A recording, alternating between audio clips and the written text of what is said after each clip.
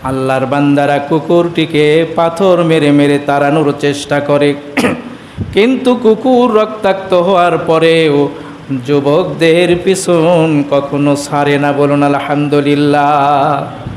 এক পর্যায়ে কুকুরটি যখন রক্তাক্তের পরেও যখন রওনা দিয়েছেন আল্লাহর বান্দাদের পিছনে, হঠাৎ করে যুবকদের একটা মায়া হয়ে গেল, এত কিছুর পরেও এই কুকুরটা আমাদের পিছনে ছাড়ে না, কারণটা কি? কুকুরটিকে সঙ্গে নিলেন, কুকুরের জবান আল্লাহ রাব্বুল আলামিন খুলে দিলেন।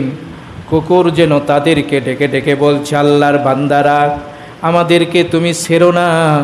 ঈমান হেফাজতের জন্য তোমরা যেরকম নিজের পরিবার ছেড়েছ, এলাকা ছেড়েছ, আমিও একজন কুকুর, তোমাদের মতো ঈমানদারদের পাহারাদার হয়ে আমি থাকতে চাই।